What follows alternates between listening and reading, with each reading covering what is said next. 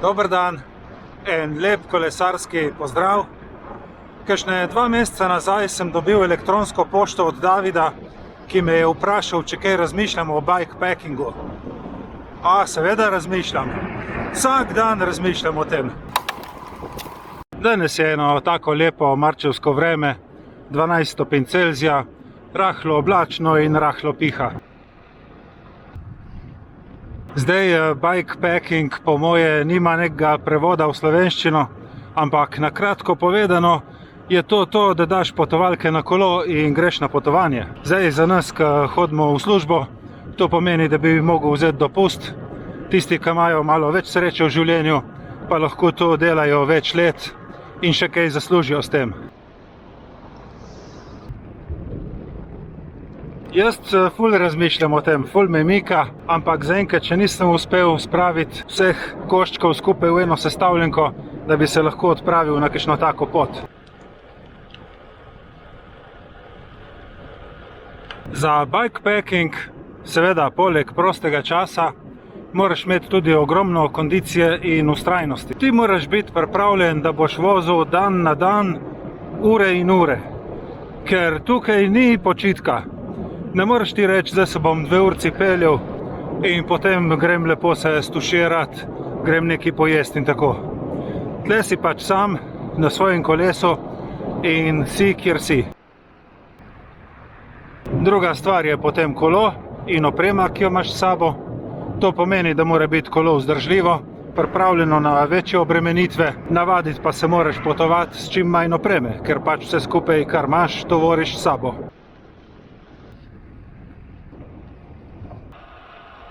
Če hočeš biti popolnoma neodvisen in čim bolj poceni, pomeni, da imaš zraven še šotor in stvari za kuhanje in to so pač kile neke opreme, ki jih moraš sam prevažati. In ne glede na kondicijo in dobro voljo, ko si enkrat tako tovorjen, si pač počasen. Jaz sem videl na Lošinju z gorskim kolesom, sem imel povprečje 15 na uro in si mislim, da s polno opremo na nekem težjem kolesu ne bi imel nič kaj več.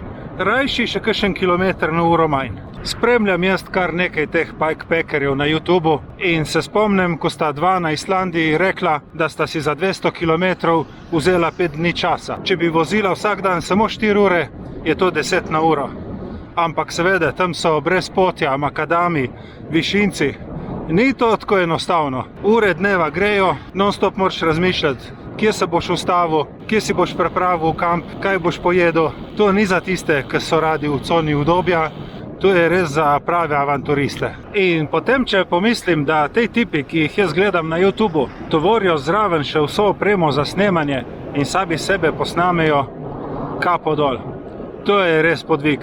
Potem bi rekel, da moraš imeti pripravljen dober načrt poti, hkrati moraš pa biti pripravljen, da boš ta načrt sproti tudi vsak dan spreminjal. Zdaj pri bikepackingu verjetno nima smisla, da se voziš po glavnih asfaltiranih cestah, ampak je po moje užitek v tem, da greš izven ustaljenih poti, na kakšne kolovoze, na neznane steze, v tem je najbrž čar. In ko si enkrat sam tako nekje na brezpotjih, je zelo pomembna skrb za tvoje zdravje. Lahko pride do padca, ti prileti kak kamen ali pa te oplazi veja. Lahko te ožge sonce, ko si cele dneve izpostavljen. Ali pa pride zaradi take improvizirane prehrane do neprijetnih želodčnih težav. V vsakem primeru, če si sam in če si bogi, ni prav nič lepo na bikepackingu, pa naj se še tako lepo sliši. Še ena stvar, ki se mi ful mota po glavi, je tudi varnost. Nekako si predstavljam, da svojega kolesa in opreme nikoli ne moreš spustiti izpred oči. Glede na to, da imaš vse optimalno spakirano in optimizirano, karkoli ti kdo ukrade, je praktično konc poti. Še posebej, če ti gre kolo ali pa dokumenti. Poleg tega moraš biti tudi pripravljen, da te lahko na začetku kakšne vasi napade trop podivjanih psov in da niti ne govorimo o primerih, če slučajno kolesariš na kakšnem območju, kjer divjajo kakšne tolpe ali pa, bog ne dej, celo vojna. In pol so tle pa še kakšni manjši problemi, recimo, da se ti na kolesu kaj pokvari, kakšen pašček se utrga, ali pa da pride do vremenskih sprememb, da dobi nevihta, mogoče kakšne naravne nesreče, potresi, plazovi. Ampak v vseh teh pomislekih, če jih obrneš na drugo stran, se skriva čar bikepackinga, in sicer ta občutek svobode, avanture, ta adrenalin, pridih te rahle nevarnosti, nekaj počneš, kar ne počne nihče drug. Točno to so tiste stvari, ki te potem poženejo na teren in v neznano. To sem vam hotel pokazati tukaj v Ronkah. To je tle, kjer je tržaško letališče. Imajo ulico Via Metlika. Po moje je kakšna taka fora, da so pobrateni z Metliko. Taka lepa, dokaj mirna ulica. Sem pa tja kakšen pes laja, pa tle neki mlinčki na veter. Tako je lepo. Jaz sem bil v svojem življenju najbližje bikepackingu takrat, ko sem se odpravil s kolesom na dopust, zraven je šla pa moja žena še z avtom. Recimo lani v Hotavlje ali pa predlani v Izolo.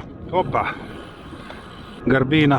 Pred leti sva šla tako tudi do Sežane, pa do Cerknice, Idrije. V glavnem tako, da sem bil brez vse prtljage, lepo s specialko, lahek, hiter. S sabo sem pa imel support, tako da če bi se karkoli zgodilo, sem imel nekoga, ki bi mi lahko priskočil na pomoč. Saj vem, mi je popolnoma jasno, to ni bikepacking.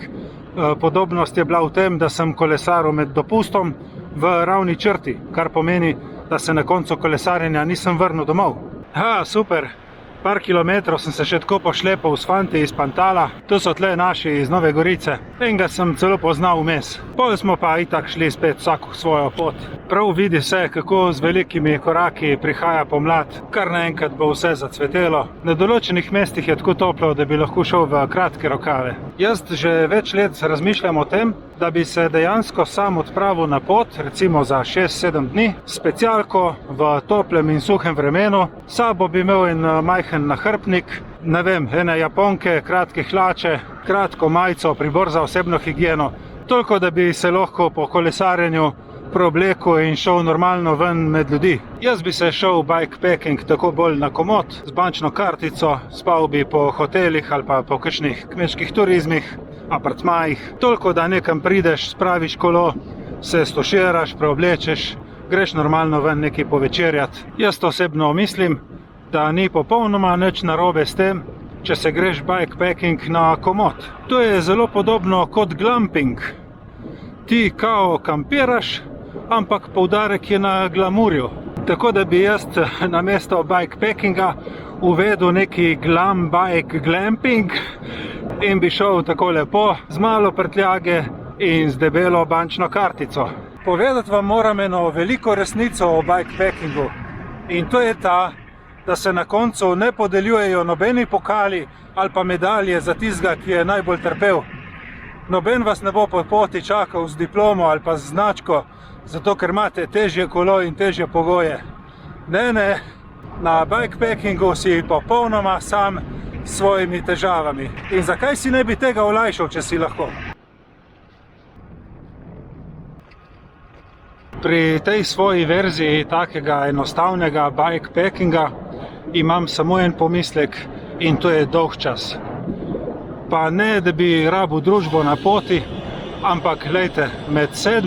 in 12. uro bi jaz verjetno že naredil 100.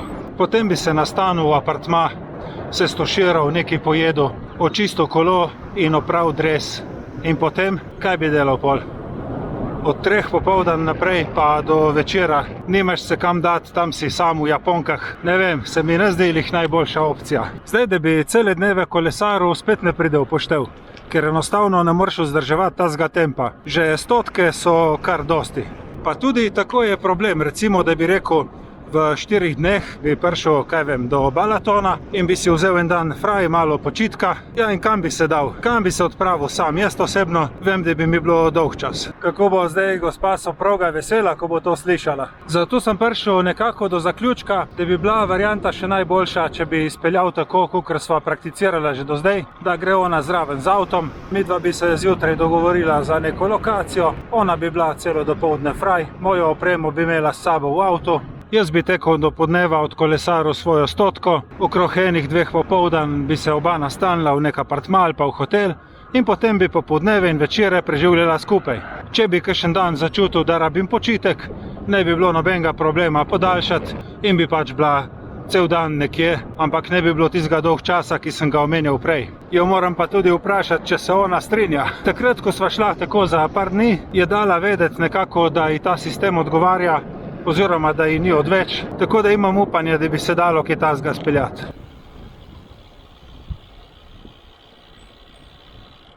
Tako, jaz upam, da sem vam s tem videom na kratko predstavil, kako vidim bikepacking in kako visoko cenim ljudi, ki se s tem ukvarjajo. Hkrati sem poskušal predstaviti tudi svoje videnje tega športa in kako bi se ga lotil jaz. Drugače pa hvala za vaša vprašanja, ki ženejo ta kanal naprej. Hvala tudi za vse všečke, komentarje, pohvale in naročnike, ki ženejo mene naprej. Želim vam srečno vožnjo, kjerkoli že boste. Hvala vam za pozornost in se vidimo prihodnjič. Čau, čau.